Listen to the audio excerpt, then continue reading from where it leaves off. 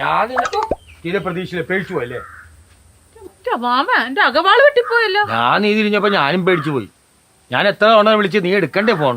ഞാൻ പുറത്ത് നിക്കല്ലേ, ഫോണകത്തിരിക്കണ്. ആണോ? ബെല്ലടിച്ചതൊന്നും ഞാൻ. നിനക്ക് എന്താ സുഖമില്ലെന്ന് പറഞ്ഞ്? ഓ, ഞാൻ ആയുർവേദത്തിൽ പോയിട്ട് വന്നതേ ഉള്ളൂ. അതെന്നാ പറ്റി? ഷുഗറും കൊളസ്ട്രോളും ഒക്കെ കൂടിയിട്ട് കൈക്കും കാലിനും ഒക്കെ ഭയങ്കര വേദന. അത് ഈ നടപ്പ് വേണം, വ്യായാമം വേണം, ശരീരം പേർക്കണ എന്തെങ്കിലും പരിപാടി നീ ചെയ്യണം. അല്ലാണ്ട് നീ എന്നും ഇങ്ങനെ ഇരുന്നിട്ട് എന്താ കാര്യം? ഇങ്ങനെയൊക്കെ ഇരിക്കാനായിട്ടുള്ളത് ചെയ്യണത് ഞാൻ തന്നെയല്ലേ മാമ?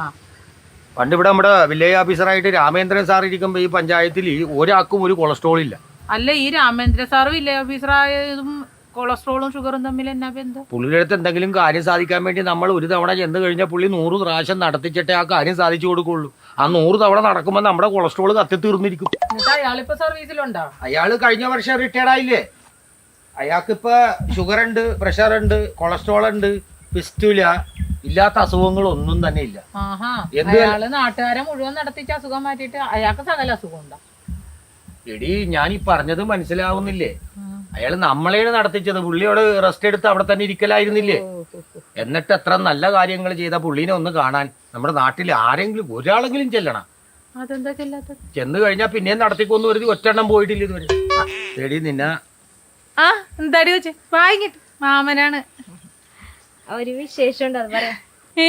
നിനക്ക് വിശേഷം ഉണ്ടോ? പറയട്ടെ ചേച്ചി. അതല്ല, വേറെ കാര്യം പറയാൻ വേണ്ടി വന്നതാ. അതല്ലേ ഞാൻ ആലോചിക്കണേ. രണ്ടുപേരും കൂടെ ഏതുവരും ഭയങ്കര തല്ലു കൊടുത്താ പിന്നെ നിനക്ക് എങ്ങനെയാണ് വിശേഷം ഉണ്ടാകണേന്ന്? 5 വർഷമായിട്ട് ഉണ്ടായിട്ടില്ല, പിന്നെയാണ് ഇപ്പൊ ഉണ്ടാവാൻ പോണ. നീ കാര്യം പറ, എന്താ വന്നത്?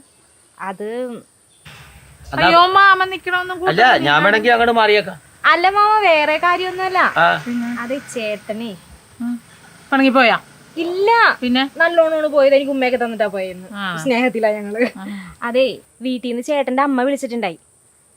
അപ്പോ അമ്മക്ക് എന്തോ പാടില്ലെന്നോ അങ്ങോട്ടൊന്ന് ചെല്ലണോന്നും പറഞ്ഞ് ചേട്ടൻ രാവിലെ തന്നെ പോയായിരുന്നു. അപ്പൊ നീ കൂടെ പോയില്ലേ? ഇല്ല, അത്ര വലിയ സീരിയസ് ഒന്നുമില്ല.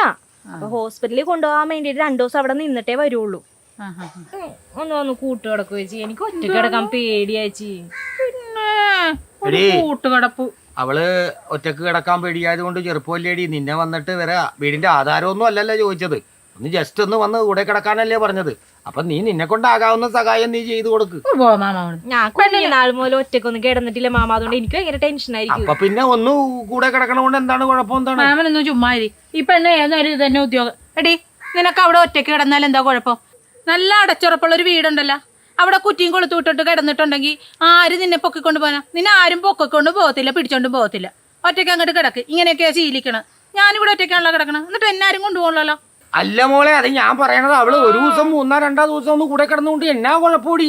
എന്റെ മാമൻ എന്തറിഞ്ഞിട്ടാണ് ഈ പറയണേ? ഏതുതരം രണ്ടും കൂടെ തല്ലുപിടുത്തോണ്. വേണ്ട ചേച്ചി, വരണ്ട, ഞാൻ കിടന്നോളാം. അല്ല എടി, അവളൊരു ചെറുപ്പക്കാരി പെണ്ണല്ലേടി. അവള് ഒരു ദിവസം ഒന്ന് കൂട്ട് കിടക്കാൻ വിളിക്കുമ്പോ നിനക്ക് എന്നാ പോയാൽ എന്നാടി കുഴപ്പം? എന്റെ മാമ രണ്ടുപേരും കൂടെ തല്ലു പിടിച്ചു കഴിയുമ്പോ അവൻ ഇറങ്ങിപ്പോവും. അപ്പൊ അവനില്ലാത്ത സമയത്ത് അവള് കൂട്ട് കിടക്കാൻ വിളിക്കും, അല്ലെങ്കിൽ അവൾ ഇറങ്ങിപ്പോവും. അപ്പൊ അവള് പോയി കഴിയുമ്പോ അവൻ കൂട്ട് കിടക്കാൻ വിളിക്കും.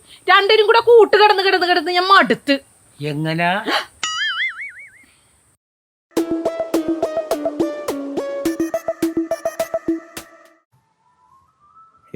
എന്താ സംഭവിച്ചത്? പരോപകാരി പപ്പൻ. ആൾക്കാർക്ക് ഉപകാരം ചെയ്യണം, നല്ല കാര്യമാണ്. പരോപകാരങ്ങളൊക്കെ ചെയ്യുന്നത് മനുഷ്യന് നല്ലതാണ്. പക്ഷേ ഇത് ഇത്തിരി ഓവറായിപ്പോയി. എന്താണ് സംഭവിച്ചത്? എന്താ സംഭവിച്ചത്? രക്ഷപ്പെടുത്തി കൊണ്ടുവന്നാണ് ഞാൻ. പെട്ടുപോകേണ്ടതായിരുന്നു. അവനൊരു പഞ്ചായത്ത് പ്രസിഡന്റ് ആയതുകൊണ്ടും പഞ്ചായത്ത് മെമ്പറായി ജയിച്ചത് കൊണ്ടും എന്നെ വോട്ട് ചെയ്ത് ജയിച്ചോണ്ട് വിളിച്ചിക്കുമ്പോ ചെല്ലാതിരിക്കാനും പറ്റൂല എനിക്ക്. അതുകൊണ്ട് അവനുണ്ട്. കഴിഞ്ഞ ദിവസം നമ്മുടെ സുനിച്ചന്റെ അച്ഛൻ റോട്ടിൽ കിടക്കണം. അയ്യോ, ഇവൻ പണിയും കഴിഞ്ഞ് വന്ന വഴിക്ക് സുനിച്ചൻ റോട്ടിൽ കിടക്കണം കണ്ടിട്ട് ഇവൻ നേരെ ഒരു ഓട്ടോറിക്ഷ വിളിച്ച് പ്രഷർ അടിച്ച് വീണാന്ന് പറഞ്ഞ് നേരെ ഹോസ്പിറ്റലിൽ കൊണ്ടുപോയി. അവിടെ കൊണ്ടുപോയി ബ്ലഡ് ടെസ്റ്റ് ചെയ്ത് സ്കാനിങ്ങും മറ്റത് മറിച്ച് എത്ര രൂപ? 15,000 രൂപ കയ്യിൽ നിന്ന് മുടക്കി. അവസാനം സുനിച്ചന്റെ മകൻ എന്നെ വിളിച്ചേക്കണ്, അച്ഛനെ കാണല്ലേ, ഞങ്ങൾ കേസ് കൊടുക്കട്ടെ എന്ന് പറഞ്ഞു. ഞാൻ പറഞ്ഞു കേസ് കൊടുക്കണ്ട, ഇവിടെ പപ്പം കൊണ്ടുപോയിട്ടുണ്ട്, ഹോസ്പിറ്റലിൽ കൊണ്ടുപോയിട്ടെന്ന് പറഞ്ഞ് അവിടെ എല്ലാം കൂടി വിളിച്ച് ഹോസ്പിറ്റലിൽ ചെന്ന്. അവിടെ ചെന്ന് കഴിഞ്ഞപ്പോഴാണ് പറയണത് ഇയാൾക്ക് പ്രഷറും ഒന്നും അടിച്ചതല്ല, പിന്നെ കള്ളു കുടിച്ച് വഴി കിടക്കണായിരുന്നു. വഴി കിടക്കണവർ അവിടെ കിടക്കട്ടെ, നീ അതിന്റെ പുറകെ തൂങ്ങാൻ എന്തിനാ കാര്യം? അവരുടെ മക്കളുള്ളതല്ലേ, അവര് നോക്കിക്കോളൂല്ലേ. 15,000 പോയി, മാനവും പോയി. ഇതിപ്പോ ഒരു സംഭവം ഉണ്ടായി. നമ്മുടെ ജംഗ്ഷനിൽ നിൽക്കണായിരുന്നു ഇവൻ. അപ്പോൾ ഒരു പെണ്ണ് സ്കൂട്ടറിൽ ഇങ്ങോട്ട് വന്നിട്ട് ഹമ്പ് ചാടലും പെണ്ണും തെറിച്ച് വീണ് ബൈക്കും തലയും കുത്തി വീണ്.